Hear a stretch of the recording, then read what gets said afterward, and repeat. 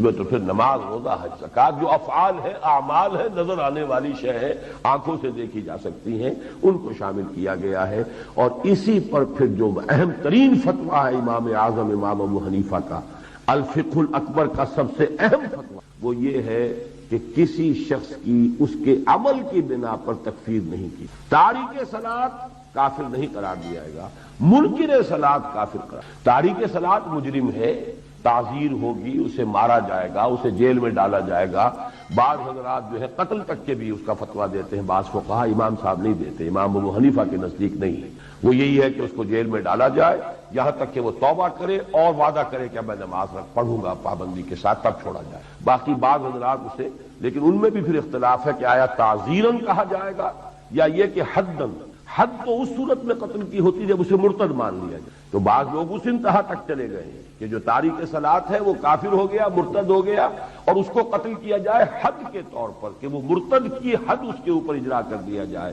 لیکن امام اعظم امام ابو حنیفہ، جن کے بارے میں میں پورے اطمینان اور اشراع کے ساتھ کہتا ہوں کہ جو سینس آف لا اللہ نے حضرت امام ابو حنیفہ کو عطا کیا تھا، اس کی شاید دنیا میں کہیں کوئی مثال نہیں۔ اس قدر باریکی کے ساتھ انہوں نے جا کے معاملہ، اتنی بات کہہ دی لا یزید ولا ینقص، بظاہر کتاب و سنت کی اتنی بڑی نفی ہے، قرآن میں ایمان کے اضافے کا ذکر ہے، ما زادہم الا ایمانا و تسلیما، قرآن کہتا ہے زادتہم ایمانا، ان کے ایمان میں اضافہ ہو گیا۔ وہ کہتے لا یزید ولا ینقص، قرآن کا انکار کر رہے ہیں۔ نہیں، در حقیقت اس کا قانونی پہلو، اسلام کا جو سٹیٹس ہے دنیا میں کہ وہ مسلمان ہے، وہ نہ گھٹتا ہے نہ بڑھتا ہے، سٹیٹس اسٹیشنری۔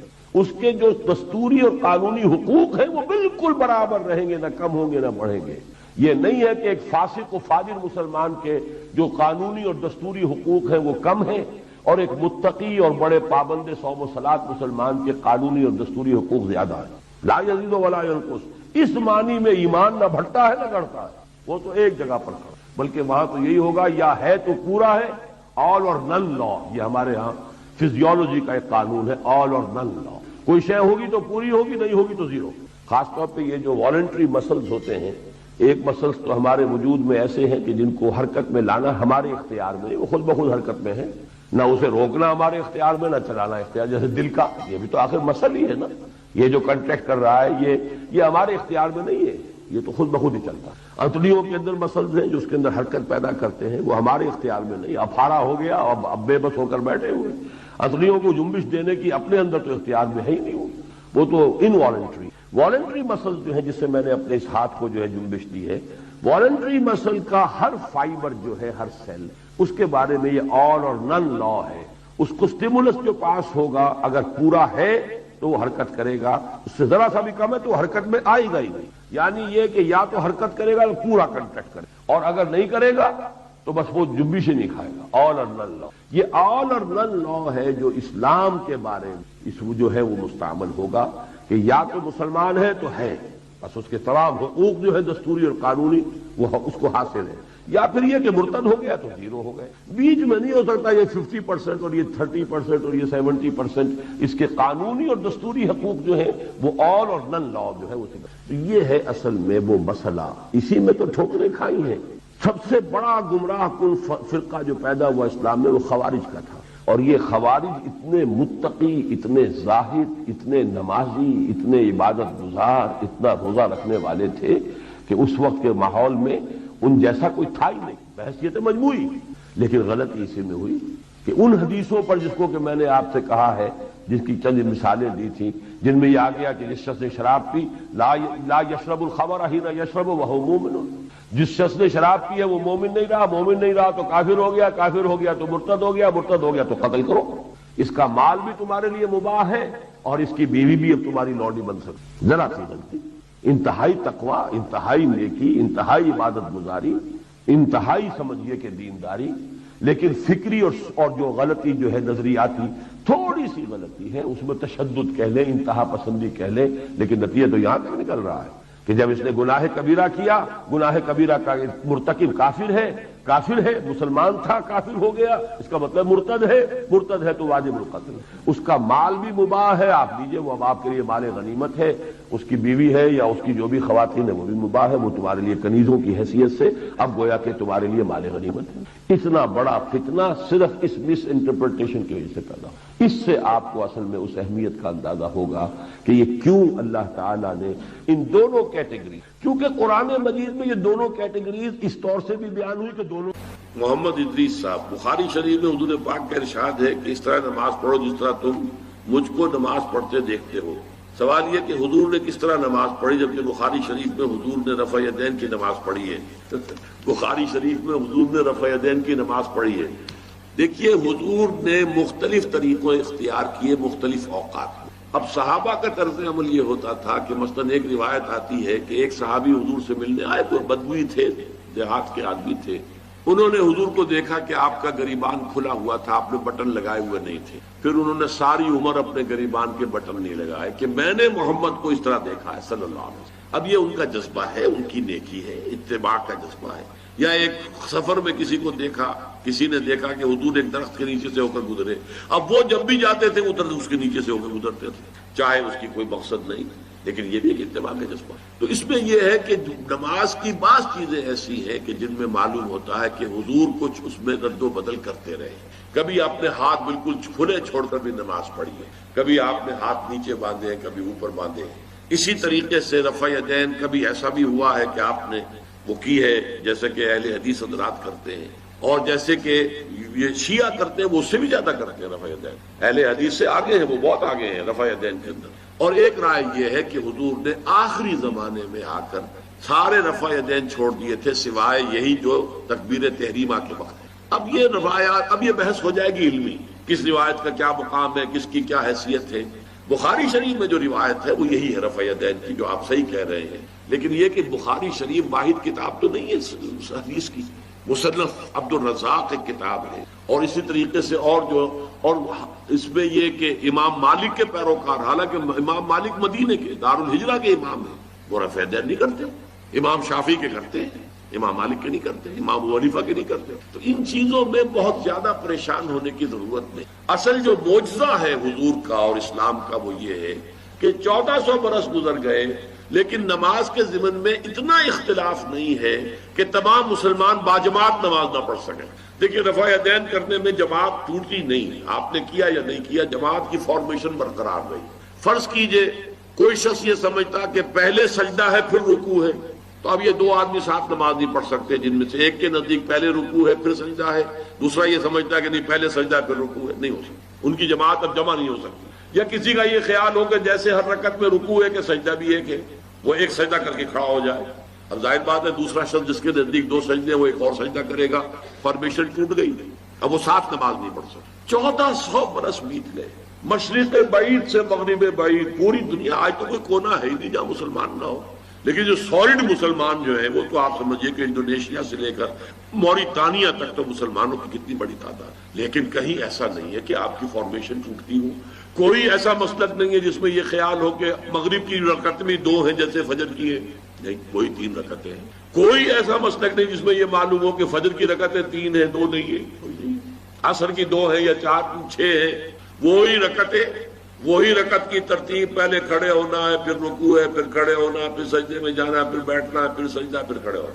فارمیشن نہیں ٹوٹتی، شیعہ ہو سنی ہو، اور اس میں حنفی ہو مالکی ہو شافعی ہو حنبلی ہو زیدی ہو ظاہریہ ہو، کوئی بھی ہو، کسے باشد تمام مسلمان مل کر جماعت سے نماز ادا کریں گے اور ان کی جماعت ٹوٹتی۔ یہ ہے جس کو ہمیں سمجھنا چاہیے۔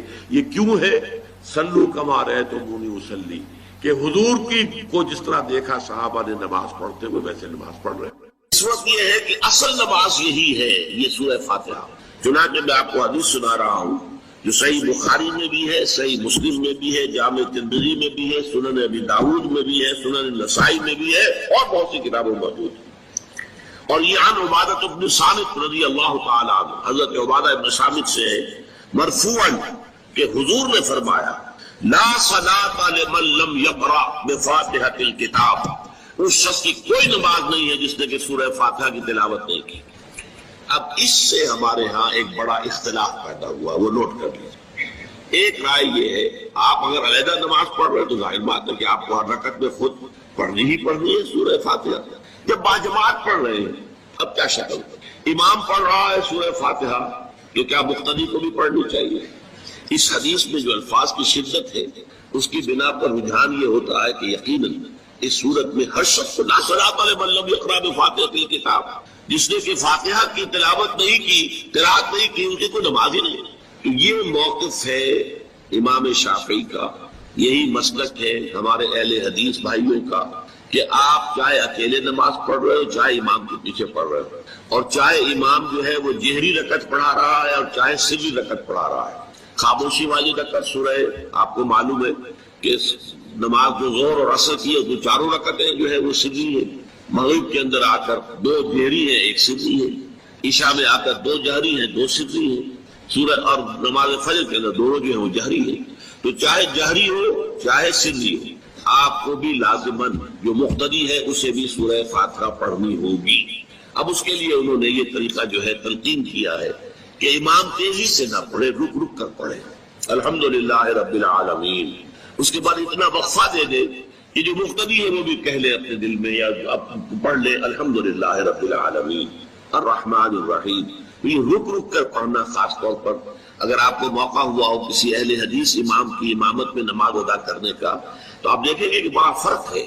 ہمارے جو حنفی امام الحمدللہ رب العالمین الرحمن الرحیم مالک یوم الدین ایاک نعبد و ایاک نستعین، چار آیتیں جو ہے وہ بھی ایک سانس میں پڑھ جائیں گی، لیکن یہ کہ عام طور پر جو اہل حدیث حضرات ہیں وہ رک رک کر ٹھہر ٹھہر کر پڑھتے ہیں، ترتیل کے انداز میں پڑھتے ہیں۔ یا پھر دوسری شکل انہوں نے ایک اور کی ہے، یہ آپ سعودی عرب میں جب کبھی نماز پڑھیں گے اور آپ پڑھی ہو آپ نے تو وہاں آپ دیکھیں گے کہ امام جو ہے وہ سورہ فاتحہ پڑھنے کے بعد تو ایک منٹ جو ہے خاموش رہتا ہے تاکہ آپ اب جو مقتدی ہے وہ اس وقفے میں وہ اب سورہ فاتحہ پڑھ لیں، پھر وہ قرات کرے گا، کوئی اور آیات اس نے شامل کرنی ہے تو بعد میں شروع کرے گا، درمیان میں وقفہ ہوگا۔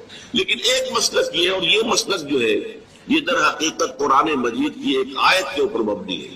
سورہ اعراف کے آخر میں فرمایا گیا وَإِذَا قُرِئَ الْقُرْآنُ فَاسْتَمِعُوا لَهُ وَأَنصِتُوا، جب قرآن پڑھا جا رہا ہو تو توجہ سے اسے سنو، خود خاموش رہو۔ اب یہ قرآن مجید کی آیت ہے، اس کے بنا پر ایک رائے یہ ہے کہ آپ امام کے پیچھے سورہ فاتحہ نہیں پڑھیں، پڑھا جا رہا ہے سنو اس کو، خود خاموش رہو۔ اور اس کے لیے وہ دلیل دیتے ہیں کہ یہ شکل ایک وفد کی سی ہے، جیسے کسی بڑی شخصیت کے پاس اگر آپ کا کوئی وفد جاتا ہے، 8-10 افراد ہیں، ان میں اسپوکس مین ایک ہوتا ہے، وہ بات کرتا ہے، باقی سب لوگ موجود رہتے ہیں سنتے ہیں۔ اسی طریقے سے امام جو ہے وہ گویا کہ آپ کا نمائندہ ہے اور وہ پڑھ رہا ہے الحمدللہ رب العالمین الرحمن الرحیم مالک یوم الدین، تو امام کی قرات ہی آپ کی بھی قرات ہو گئی۔ گویا کہ اس آیت سے، اس حدیث سے اختلاف نہیں ہے، اس کی تعبیر سے اختلاف ہے کہ امام کا قرات کر لینا در حقیقت مقتدیوں کی طرف سے بھی قرات ہے۔ اس میں جو حنفی مسلک ہے وہ بہت سخت ہے، اور وہ یہ ہے کہ چاہے سری نماز ہو اور چاہے جہری ہو، ہر کسی بھی حالت میں مقتدی جو ہے وہ سورہ فاتحہ نہیں پڑھے۔ اب اس میں ذرا سا سوال پیدا ہوتا ہے کہ جہری رکعت میں تو اس آیت کا اطلاق ہو جائے گا کہ وَإِذَا قُرِئَ الْقُرْآنُ فَاسْتَمِعُوا لَهُ وَأَنصِتُوا، سری میں تو اس آیت کا اطلاق نہیں ہوتا۔ بہرحال یہ مسلک ہے، امام شافعی کا ایک انتہا پر ہے، ہر صورت میں سری ہو یا جہری ہو آپ کو پڑھنی ہی پڑھنی ہے، اور امام ابو حنیفہ دوسری انتہا پر ہے کہ چاہے سری ہو چاہے جہری ہو کسی شکل میں نہیں پڑھنا۔ امام مالک کا مسلک ہے درمیان میں، اور میں اس میں کوئی جھجک محسوس نہیں کرتا کہ میں آپ کے سامنے عرض کر دوں کہ میں اس پر عمل پیرا ہوں۔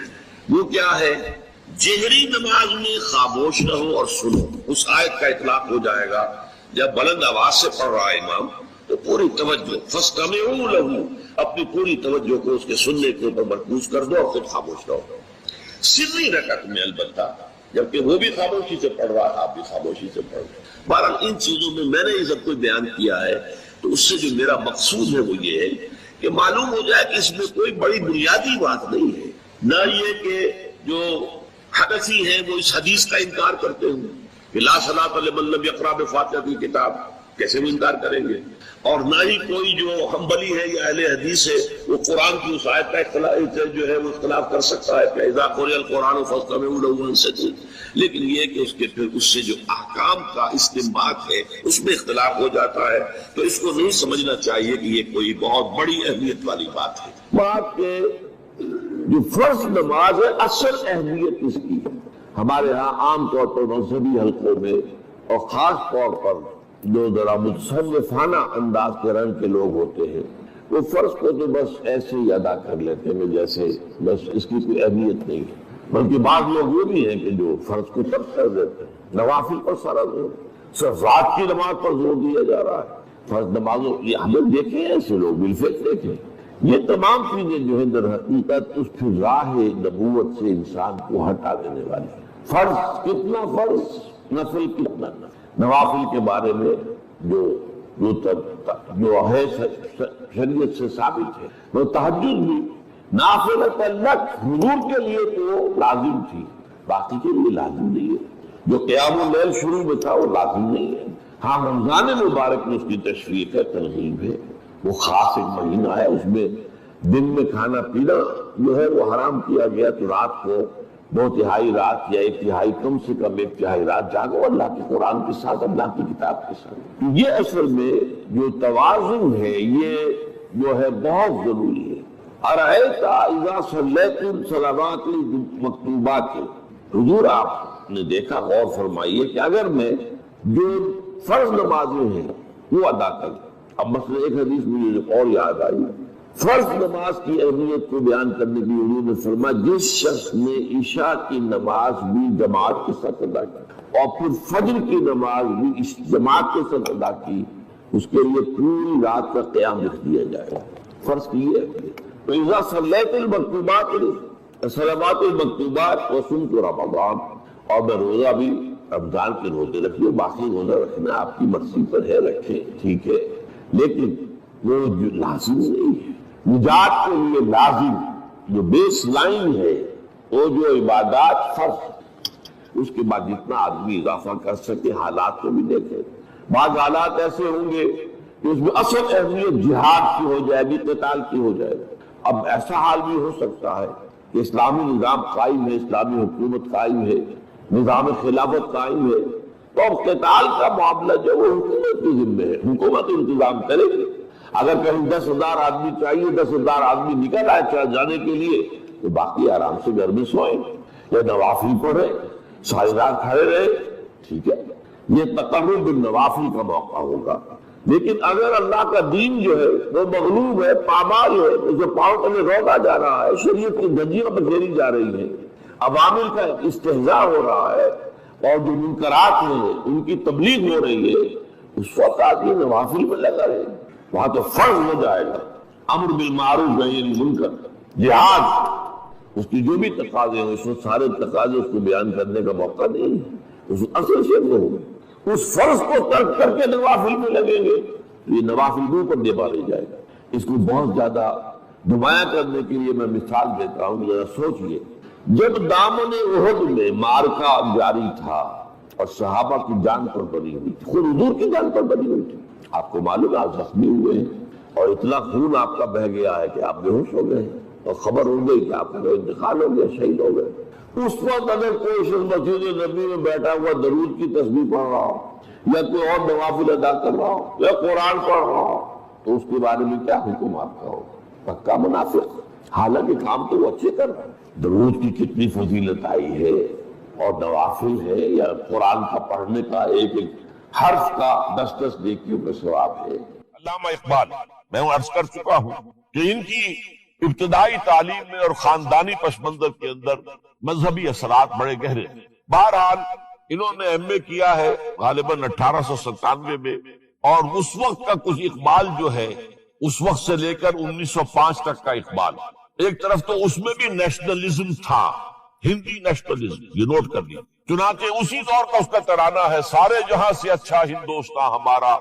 آج بھی جو ہندوستان کا ریڈیو ہے اور ہندوستان میں حکومت کے زیر اہتمام اس ترانے کی جو ہے وہ بڑی سرپرستی ہوتی ہے، بہت اس کو جو ہے نشر کیا جاتا ہے، سارے جہاں سے اچھا ہندوستان ہمارا، ہم بلبلے ہیں اس کی وہ گلستاں ہمارا، بلکہ اس زمانے میں ایک ایسا شعر بھی انہوں نے کہا ہے جس کی کہ پھر شدید ترین نفی بعد میں ان کے اشعار سے ہوئی ہے۔ انہوں نے ایک نیا شوالہ کے نام سے جو نظم لکھی کہ سچ کہہ دوں اے برہمن گر تو برا نہ مانے، تیرے صنم قدوں کے بت ہو گئے پرانے۔ اسی میں ایک شعر ہے کہ پتھر کی مورتوں میں سمجھا ہے تو خدا ہے، خاک وطن کا مجھ کو ہر ذرہ دیوتا ہے، خاک وطن کا مجھ کو ہر ذرہ دیوتا ہے۔ اس درجے گہرا انڈین نیشنلزم اقبال کے اندر بھی موجود تھا۔ لیکن جب اقبال انگلستان گئے ہیں، یہ 28 برس کی عمر میں انگلستان گئے سن 1905 میں، اور 3 سال وہاں رہے انگلستان اور جرمنی، اور بیرسٹری بھی کی، اور چونکہ فلسفی تھے پی ایچ ڈی بھی کر کے آئے۔ اس عرصے میں معلوم ہوتا ہے کہ اقبال کی قلب ماہیت ہو۔ یہ میرا ایک تجربہ ہے، بڑا پرانا ہے، میرا مشاہدہ تھا۔ 1970 میں پہلی مرتبہ میں انگلستان گیا تھا، میرے چھوٹے بھائی وہاں زیر تعلیم تھے، انہوں نے بلایا تھا۔ وہاں میں نے دیکھا کہ یونیورسٹیوں میں پڑھنے والے ایک ایک PhD, 2 PhD کرتے ہوئے لوگ بیٹھتے ہیں، جمعے کے روز قرآن پڑھتے ہیں، درس قرآن ہوتا ہے، اور وہ ایک دوسرے سے قرآن پڑھتے سنتے بھی ہیں تاکہ جو تجوید کی غلطیاں ہوں ان کی تصحیح ہو سکے۔ اور میں نے سوچا کہ پاکستان میں اس سطح کے لوگ جو ہیں کبھی اس قسم کی مصروفیت میں مبتلا مجھے تو نظر نہیں آئے۔ تو اس کا مجھے ایک اصل میں تجزیہ میرا یہ تھا کہ جن لوگوں کی بنیادی تربیت میں اور خاندانی اثرات میں مذہب کا ایلیمنٹ موجود ہوتا ہے، چاہے وہ ہندوستان میں رہتے ہوئے وہ زیادہ ظاہر نہ ہو، نمایاں نہ ہو، اس کے آثار سامنے نہ آئے، لیکن جب وہ ایک مخالف ماحول میں پہنچتے ہیں، اس مخالف ماحول میں ان کے اندر کا وہ چنگاری ان کی جو ہے وہ شعلہ بن کر بھڑکتی۔ چنانچہ یہ معاملہ میں نے پھر بعد میں امریکہ میں بھی دیکھا، ہر جگہ دیکھا ہے کہ وہاں 2 نتیجے ہوتے ہیں، یا تو یہ کہ ایک آدمی ڈاؤن دی ڈرین گیا تو وہاں کی تہذیب میں رگا گیا شراب اور یہ اور وہ اور رقص اور سب یہ ساری چیزیں آ گئی، اور یا پھر جو بچ گیا جس کے اندر دین کا کوئی حمیت کا شائبہ تھا وہ پھر بھڑکتا ہے، پھر وہ ایکٹیوسٹ ہوتے ہیں، وہ کام کرتے ہیں۔ لہذا یہ معاملہ جو ہے علامہ اقبال کے ساتھ پیش آیا، اور خود انہوں نے کہا بھی ہے مسلمان کو مسلمان کر دیا طوفان مغرب نے۔ وہاں سے جب یہ واپس آئے ہیں تو اب نوٹ کیجئے 1908 سے 1930 تک یہ جو 22 برس ہیں، علامہ اقبال نے کیا کیا نوٹ کیجئے۔ وہ آپ جانتے بھی ہیں، میں صرف گنوا رہا ہوں۔ اسلام کے نظام فکر اور فلسفہ اور حکمت کو بیان کیا، اپنی شاعری کے ذریعے سے بھی، اپنی نثر کے ذریعے۔ قرآن کی ایک نہایت جدید اور بہت عمدہ تفسیر، اگرچہ تفسیر کے نام سے آپ کو کہیں تفسیر اقبال نہیں ملے گی، لیکن کلام اقبال خود تفسیر ہے، خود دعویٰ کرتا ہے کہ میرے پیغام میں سوائے قرآن کے کچھ نہیں ہے۔ گر دلم آئی نئے بے جوہر است، ورب حرفم غیر قرآن مزمر است، پردہ ناموس فکرم چاک کن، ای خیابہ راز خارم پاک کن۔ یہ مناجات بحضور سرور کائنات صلی اللہ علیہ وسلم، وہ کہتے ہیں کہ اے اللہ کے نبی، اللہ کے رسول، اگر میرے پیغام میں کہیں قرآن کے سوا کوئی شے شامل ہو گئی ہے میری شاعری میں تو آپ میرے فکر کا پردہ چاک کر، روز محشر خار و رسوا کن مرا، اور قیامت کے دن مجھے ذلیل و خوار کیجیے گا، اور بے نصیب از بوسہ پاک کن مرا، اور مجھے اپنی قدم بوسی سے محروم کر دیا۔ یہ بات کہہ رہا ہے، اس کا دعویٰ ہے، اس نے جو کچھ کہا قرآن سے کہا۔ اس کی شاعری جو ہے میرے نزدیک، اور میں نے تو اپنی جو سورسز گنوائی ہیں کہ میں نے جو قرآن مجید کا فکر یا سوچ جو بھی آپ اسے کہیں، جو تھوڑا بہت مجھے میسر ہوا ہے، ان میں نے 8 اشخاص کو نمایاں طور پر بیان کیا ہے۔ 4 یہ ہیں 2 کے جوڑے، 2 ابوین ہیں، ابو الکلام ابو العلا مودودی، ابو الکلام آزاد۔ 2 دکترین ہیں، ڈاکٹر اقبال، ڈاکٹر رفیع الدین۔ 2 شیخین ہیں، شیخ الہند مولانا محمود حسن جن کا ترجمہ ہے قرآن مجید کا، اور اس پر حواشی ہے شیخ الاسلام شبیر احمد عثمانی۔ 2 ہی ہیں مولانا فراہی اور مولانا اصلاحی جنہوں نے قرآن مجید کے مضامین کے اندر جو اندرونی نظم ہے اسے واضح کیا۔ علامہ اقبال میری ایک بہت بڑی سوچ، بلکہ سب سے زیادہ گہرا اثر مجھ پر جو ہے بچپن سے جو ہوا ہے وہ تو علامہ اقبال کا ہے۔ 5ویں جماعت کا طالب علم تھا جب ان کا یہ شعر میرے ذہن میں کہیں چپک کر رہ گیا ہے، جواب شکوہ کا، وہ زمانے میں معزز سے مسلمان ہو کر اور تم خار ہوئے تارک قرآن ہو کر۔ پھر علامہ اقبال نے مغربی فکر پر شدید تنقید، بہت بڑا ناقد، اور خاص طور پر مغربی تہذیب جو ہے اس کی نفی۔ یہ سارا کام کیا، اور اس سب سے بڑھ کر وہ تجدید ملت اسلامی کا علمبردار بن کر سامنے آیا۔ اس نے خوشخبری دی کہ دنیا میں اسلام کے غلبے کا دور آنے والا ہے. ملت اسلامیہ جو اس وقت دبی ہوئی ہے، پسی ہوئی ہے، پوری دنیا میں پامال ہے. آپ کو معلوم ہے کہ پہلی جنگ عظیم کے بعد کیا صورت ہو گئی تھی؟ سلطنت عثمانیہ کے جب دھجیاں بکھیر دی گئی اور کولونیل امپیریلزم جو ہے پورے عالم اسلام پر حکمران تھا. پورا عالم اسلام جو ہے محکوم، اگرچہ یہ دبے ہوئے ہیں، پسے ہوئے ہیں، گرے ہوئے، لیکن ان کا دوبارہ غلبہ ہوگا، یہ ابھریں گے. ملت اسلامیہ کی تجدید ہوگی، اسلام کی نشت ثانیہ ہوگی، اسلام کے روشن مستقبل کے مبشر بن کر علامہ اقبال سامنے آئے. اور ایک اور جو بہت بڑا کام کیا وہ وہی وطنی قومیت کی شدید نفی، بلکہ شدید کا لفظ بھی کافی نہیں ہے، شدید ترین نفی کی. اس لیے کہ اس وقت وطنی قومیت جو ہے اس وقت مسلمانوں کو اپنے اندر انگلف کرنے کے لیے پوری قوت کے ساتھ زور لگا رہی. میں نے علامہ اقبال کے حوالے سے جو باتیں کی ہیں کہ احیاء فکر اسلامی اور تجدید ملت اسلامی، اس کے ساتھ ساتھ ہندوؤں میں کیا ہو رہا تھا اس دور میں، ان کے ہاں بھی ان کی مذہبی تجدید کا عمل بڑی شدت کے ساتھ شروع ہوا. اس میں بھی چند ناموں کا میں تذکرہ کرنا چاہوں گا. بنکم چیٹرجی، اس نے بندے ماترم کا یہ جو ترانہ ہے آج بھی بھارت کے اندر مجبور کیا جا رہا ہے مسلمانوں کو بھی کہ وہ بھی اسکولوں کے اندر یہ ترانہ پڑھیں، اور ابھی مسلمان رجسٹ کر رہے ہیں. اس میں وہ زمین کی بندگی، بھارت ماتا ہم تیرے بندے، اور یہ جو ہے ہندو رینائسنس کا ایک بہت بڑا جو ہے یوں سمجھیے کہ علم بردار. پھر دوسری شخصیت سامنے آئی، راجا رام موہن. یہ شخص بہت بڑا فاضل، بڑا عالم، 10 کے قریب زبانیں جو ہے ان کا ماہر، جس میں یورپینز بھی اور ایسٹ. پھر یہ کہ یہ مسلمانوں کا ہمدرد بن کر آیا. انگریز نے جب یہاں پر ان کے پادریوں نے تسلیس کی تلقین شروع کی ہے تو آئینہ توحید کے نام سے اس نے کتابچہ لکھا اس کی نفی کے لیے. اس حوالے سے یہ کچھ ایسی شخصیت بننے کی کوشش کر رہا تھا کہ مسلمان بھی اس کو قبول کریں. اور اس کے بعد پھر اس نے برہمن سماج کے نام سے ایک ادارہ قائم کیا. یہ وہی تھا کہ جو اس سے پہلے اکبر نے جو فلسفہ دیا تھا دین الہی، بھئی اللہ کا معاملہ کرو، صرف اللہ کو سب مانتے ہیں، صرف نام ہے مختلف ہے. کسی نے کوئی نام رکھ دیا، کوئی مہادیو کہتا ہے، کوئی کچھ کہتا ہے، کوئی گاڈ کہتا ہے، سب خدا کو تو سب مانتے ہیں. یہ جو رسالت کا معاملہ ہے اور شریعت کا معاملہ ہے، یہ فساد کی جڑ ہے. رسالت کی بنیاد پر شریعتیں مختلف، عبادتیں مختلف، ذرا اس کو پیچھے ڈالو. تو دین اکبری یا دین الہی اس کا نام تھا. اس کے اندر بھی در حقیقت کوشش یہ تھی کہ تمام مذاہب کو ایک ہاون دستے میں ڈال کے اور اس کو کوٹ کے اور چھان پیس کے ایک صفوف بنا کر ایک کامن مذہب ہندوستان کا وجود میں لایا جائے. بہرحال اس وقت اللہ تعالیٰ نے کھڑا کیا ہے حضرت مجدد الفسانی رحمۃ اللہ علیہ کو کہ جنہوں نے اس فتنے کی سرکوبی کی.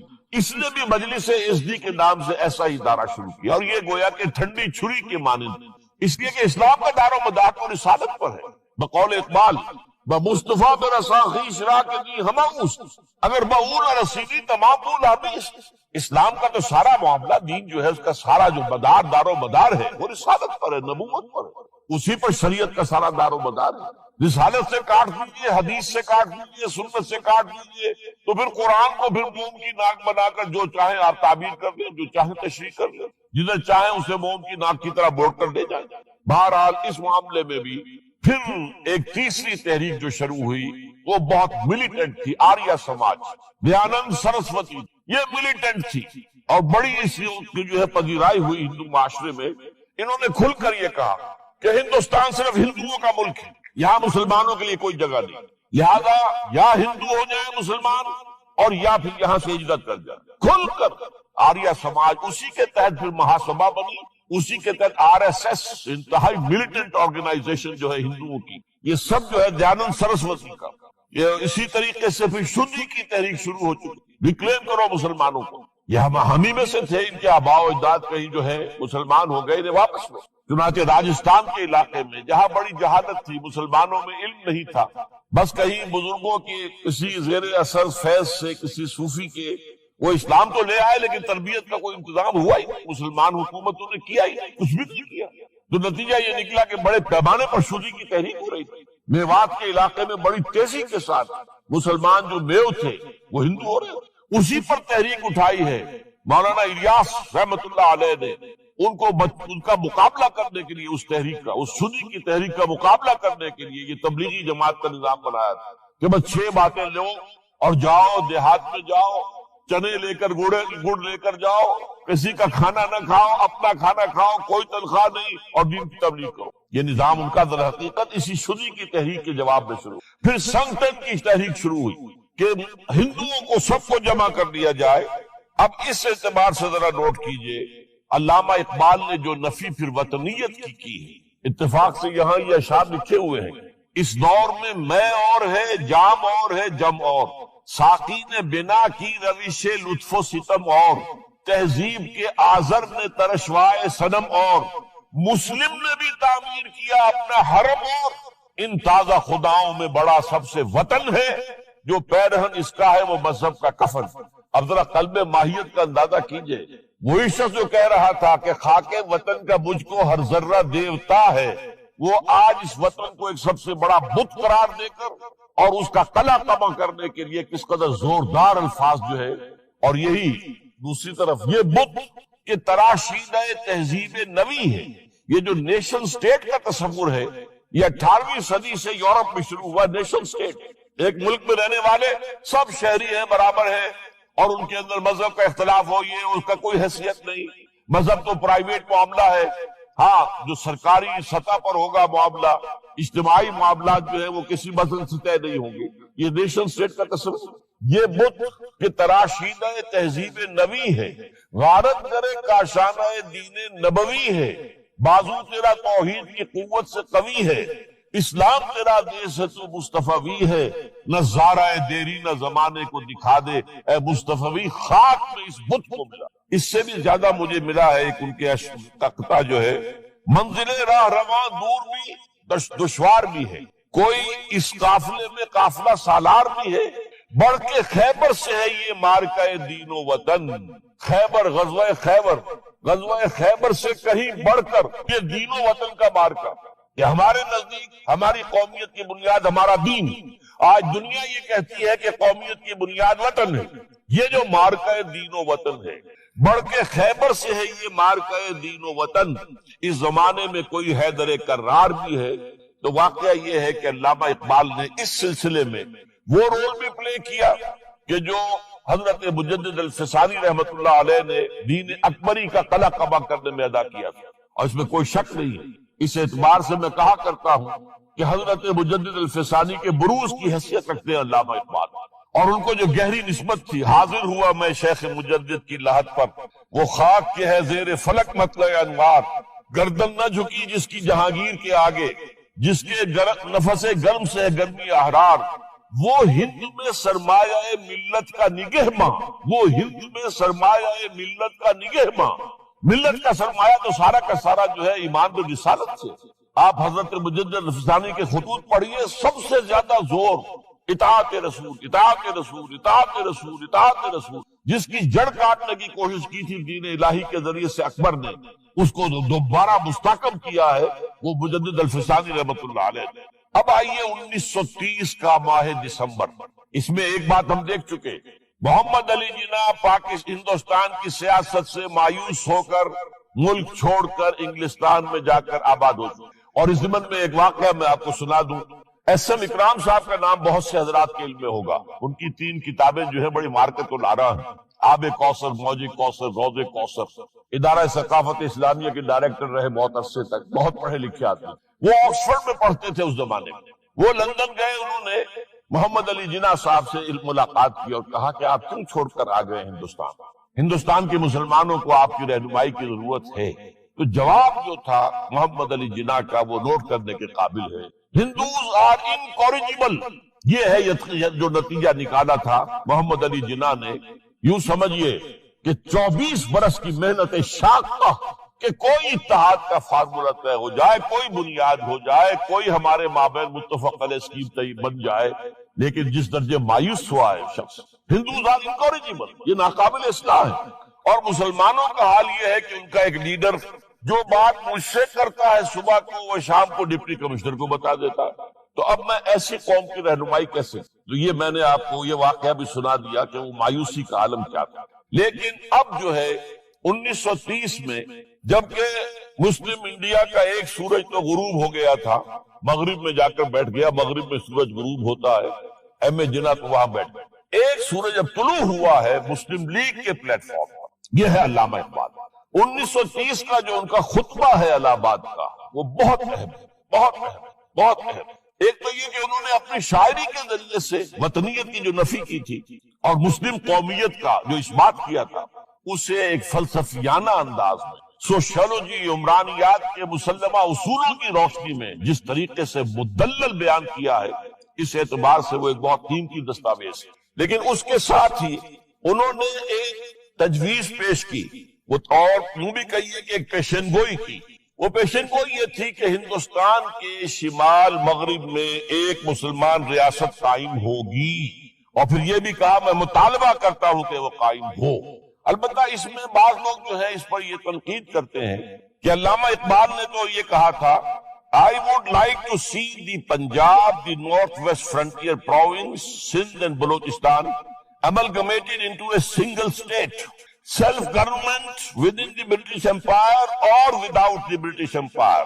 The formation of a consolidated Northwest Indian Muslim state appears to me to be the final destiny of the Muslims, at least of Northwest India. اس میں اعتراض یہ کیا جاتا ہے کہ علامہ اقبال نے تو ہندوستان کے اندر برطانیہ کے حکومت کے اندر کے لیے تجویز دی تھی، لیکن یہ بات غلط ہے۔ اصل میں نوٹ یہ کیجئے کہ 1930 تک تو اس کا کوئی امکان ہی نظر نہیں آتا تھا کہ انگریز ہندوستان چھوڑ کے چلا جائے گا۔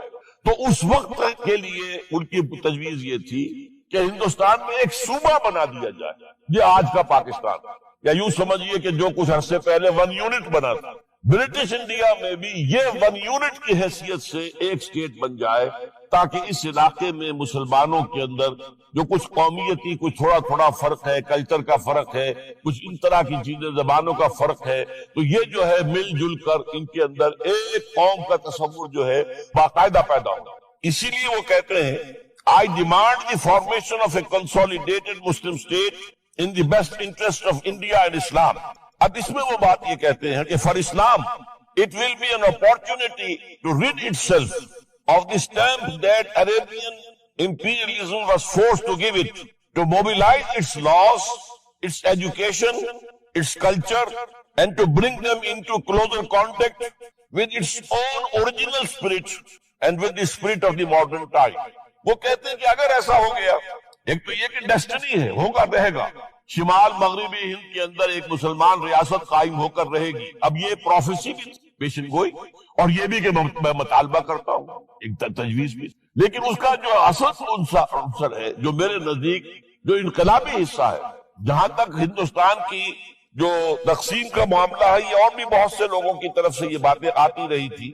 میرے پاس یہاں پہ 14 نام لکھے ہوئے ہیں جنہوں نے ہندوستان کی تقسیم کا تذکرہ کیا، لیکن جس انداز میں، جس پلیٹ فارم پر آل انڈیا مسلم لیگ کا جو اینوئل سیشن ہے اور اس میں صدر کی حیثیت سے خطبہ دے رہا ایک شخص، تو یہ حیثیت جو ہے یہ بہت نمایاں، اور اس میں جس انداز میں بات کہی گئی ہے اس میں جو ایک پازیٹیو عنصر ہے۔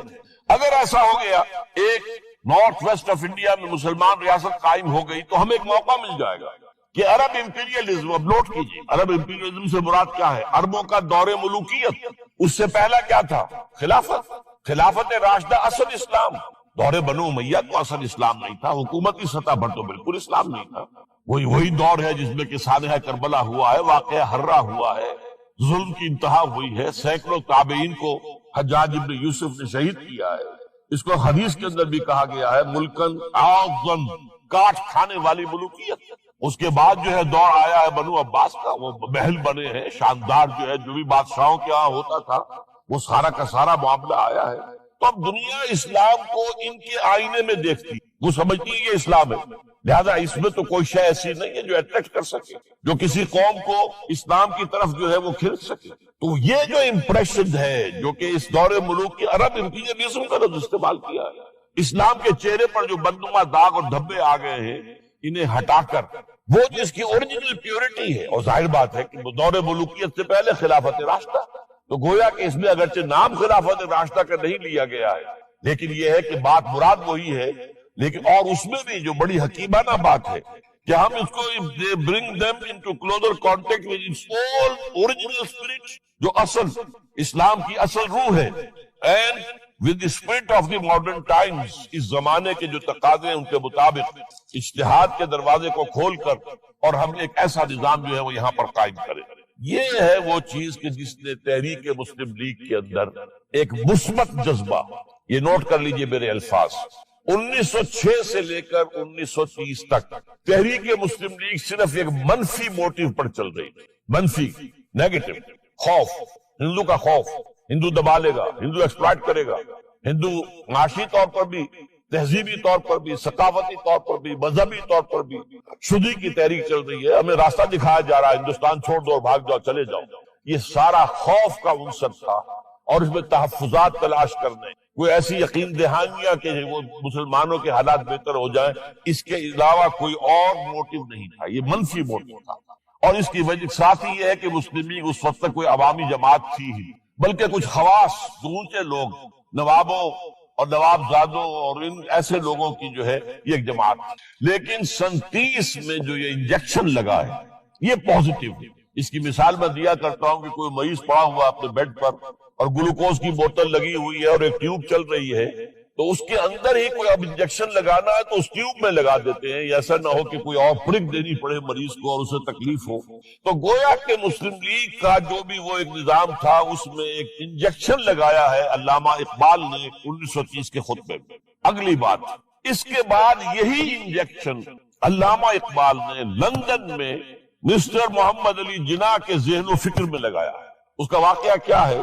3 گول میز کانفرنسیں ہوئی تھی، پہلی اور دوسری میں محمد علی جناح بھی شریک تھے، تیسری 1932 میں ہوئی اور وہ شریک نہیں ہوئی، اس لیے کہ وہ سیاست چھوڑ چکے، وہ تو سیاست کو خیر بات کہہ کر اب پریکٹس کر رہے تھے، لیکن علامہ اقبال اس میں گئے تھے، وہاں موقع ملا، قریبی ملاقاتیں ہوئیں، گفتگویں ہوئیں، اور ان ملاقاتوں کے نتیجے میں یہی انجیکشن علامہ اقبال نے محمد علی جناح کے ذہن اور فکر کے اندر لگایا ہے کہ بات کرو اسلام کے احیاء کی، وہ چیز کہ جو مسلمانوں کے جذبات کے اندر گرمی پیدا کرے، حرارت پیدا کرے۔ اس حوالے سے یہ جو انجیکشن لگایا گیا ہے اسی سے پھر یہ کہ ان کے مزاج کے اندر ایک تبدیلی آئی۔ کچھ اور لوگوں نے بھی انہیں کہا ہوا تھا، لیکن یہ کہ خاص طور پر یہ بات اقبال کی تھی جس کی اپنی ایک حیثیت تھی۔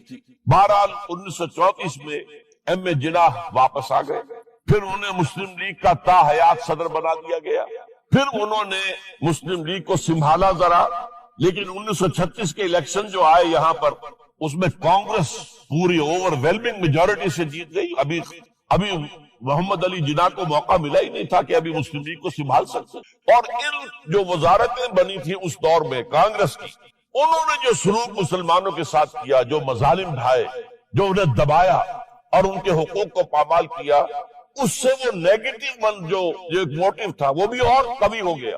اور اس کے بعد پھر محمد علی جناح نے 1937 سے لے کر 1947 تک، ایک لفظ میں استعمال کر رہا ہوں، آپ گھبرا نہ جائیں، 1937 سے 1947 تک اسلام کی قوالی گائی، پورے 10 برس اسلام اسلام اسلام اسلام، ہمیں اسلام چاہیے، اسلامی تہذیب ہم چاہتے ہیں، اسلامی قانون ہم چاہتے ہیں، ہمارے قوانین اور ہیں، ہمارا مذہب نہیں ہے، وہ دین ہے، وہ زندگی کے تمام معاملات پر۔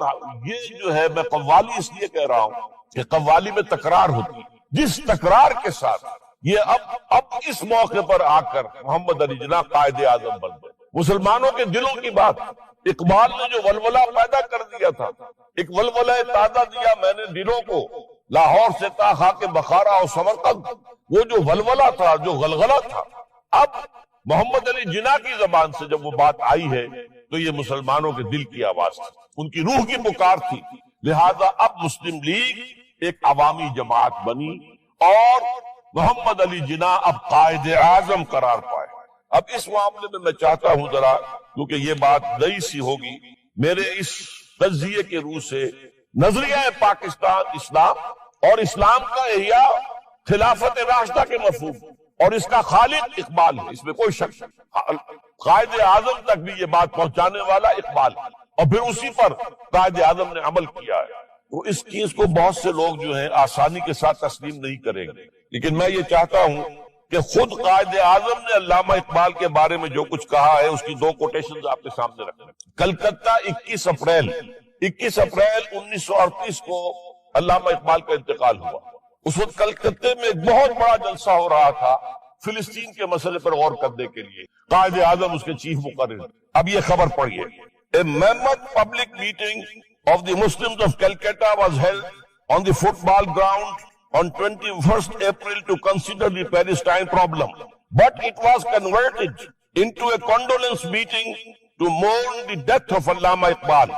Mr. Ahmed Jinnah said that the sorrowful news of the death of Dr. Sir Muhammad Iqbal had plunged the world of Islam in gloom and mourning.